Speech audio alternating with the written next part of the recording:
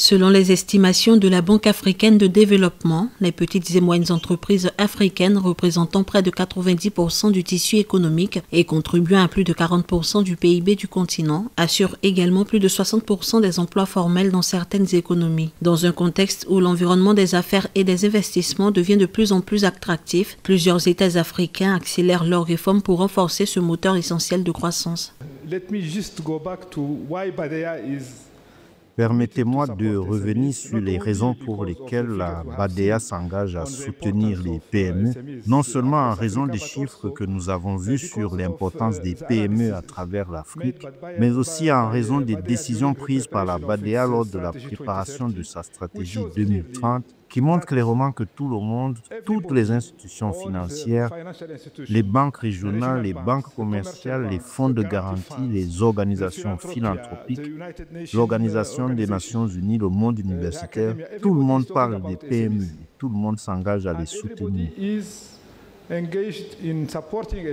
De Maurice, classé premier en Afrique dans le Doing Business 2020 pour la facilité à créer une entreprise, au Ghana qui a lancé en 2022 le programme New Start visant à financer plus de 1 million de PME d'ici 2030, les initiatives se multiplient. Au Kenya, le dispositif AGPO réserve 30% des marchés publics aux jeunes, aux femmes et aux personnes handicapées, injectant ainsi chaque année plusieurs centaines de millions de dollars dans l'économie locale.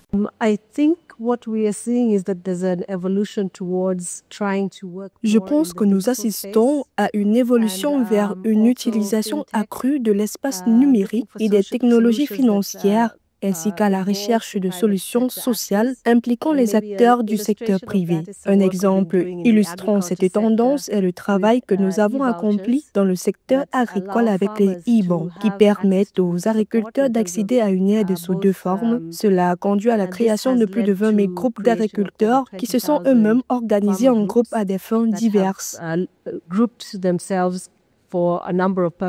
Sur le plan continental, la zone de libre-échange africaine vise à augmenter le commerce intra-africain de plus de 50% d'ici 2030, offrant aux PME un marché potentiel de 1,3 milliard de consommateurs et un PIB combiné de 3 400 milliards de dollars. Parallèlement, des programmes comme l'initiative pour le financement en faveur des femmes en Afrique, AFAWA de la BAD, ambitionnent de mobiliser 5 milliards de dollars pour combler le déficit de financement des entrepreneurs africaines.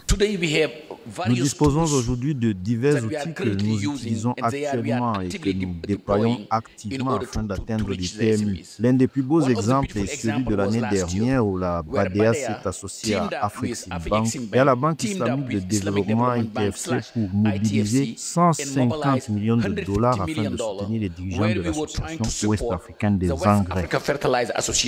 Avec des politiques publiques plus cohérentes et des mécanismes de soutien ciblés, l'Afrique entend transformer ses PME en véritable moteur d'industrialisation, d'innovation et d'intégration économique, contribuant à une croissance annuelle projetée de 4% en moyenne sur la décennie à venir.